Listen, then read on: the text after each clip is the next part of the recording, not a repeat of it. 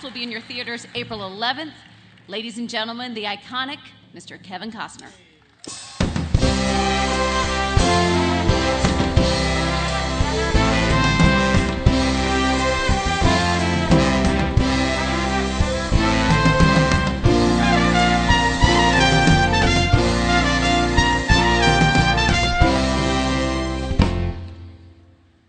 Thank you. Icon, you know, well, thank you. Icon feels like it's about one step away from assisted living. I mean, you know, I'm so fucking dumb. I could have put my speech on this thing, and they just now told me, so I'm going to read mine. You know, I can't make a 3-minute speech. I can't even make a 2-hour movie.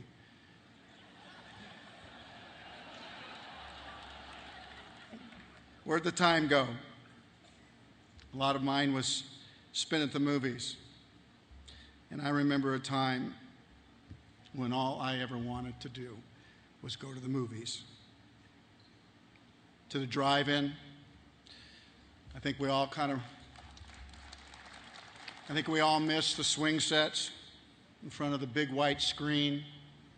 Remember looking up, wondering how people could be so big. The run back to the car when the lights in the cars began to blink and the horns began to honk. That mad dash back to the car, ducking under the speaker wire from the pole to your window, making sure you didn't decapitate yourself. It was exciting. The movie was about to begin. I miss it, you know. I miss it, and I miss it for my kids not having that chance. I kind of miss defogging the car. I kind of miss why the car got defogged in the first place. So. But most of all, I think I miss the curtain. I miss it opening before the movie. I miss that feeling that when it did, that everything seemed possible, that what was going to happen right now was going to be the greatest movie of all time. I had that thought 1,000 times. I miss everything about that experience except the food. Even as a child, I knew the food you offered was awful, that it was bad for you. All I knew was it was hot. I remember being a 7-year-old sitting in the Cinerama Dome in Hollywood. I think it was 1962. It was a kid's birthday party, and his mother decided to drive us all down from a little town called Santa Paula to Hollywood to see this movie. It was called How the West Was Won. And I didn't know what it was about. I remember when I sat down, my feet couldn't touch the floor. I was little. I was too small. My feet just kind of stuck straight out. The movie was 4 hours long. It had an intermission. Now, I don't know what the other 7-year-olds were doing, but I never left my seat. I didn't want to miss a second. I didn't want to talk to anyone. I just wanted to take that ride.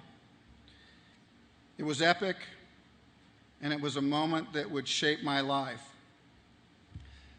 I thought all movies were that long. So it's a little wonder why I've been struggling with that ever since. But not everything was a Western. And a year later, I saw a movie called Hush Hush, Sweet Charlotte.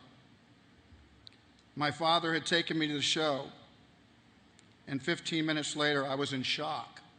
I was shaking, and he had to take me out of the theater. There were no such thing as reviews at that time, and he didn't know.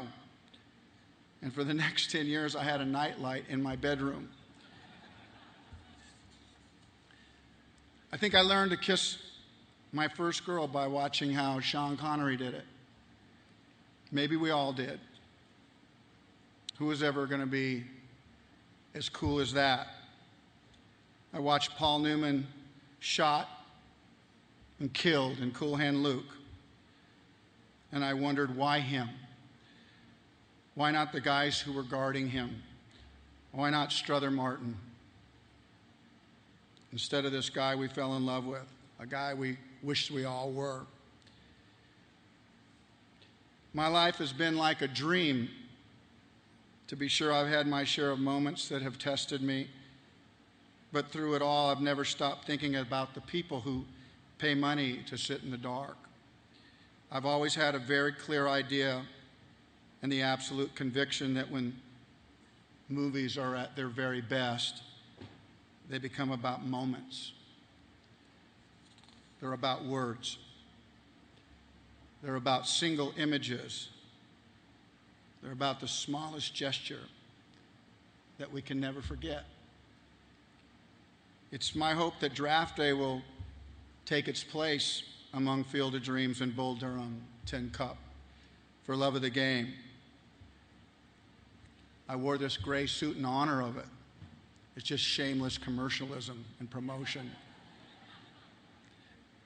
I think Ivan Reitman, who's helped me get re-excited about the business, has made a classic movie, and it was a pleasure to work with him. I've also just finished producing, and in my world that means paying for, a movie called Black and White. It doesn't have a home yet. It doesn't have a distribution partner. But much like Dances with Wolves, it's a movie that I hope you as theater owners reach out for. It has that kind of power. It has that kind of poetry. And finally, for those who wonder about the future of the big screen experience, the debate that seems to rage that the experience that you offer is somehow fading in the minds of moviegoers. Don't. We need the big theater, and we need the magic that comes with a packed room with people living the exact same moment together. I think we need the curtain. And I'd like to thank you at last for honoring me tonight. It's been a pleasure to act. I'm so grateful to be an actor and to have been invited into your homes. Thank you.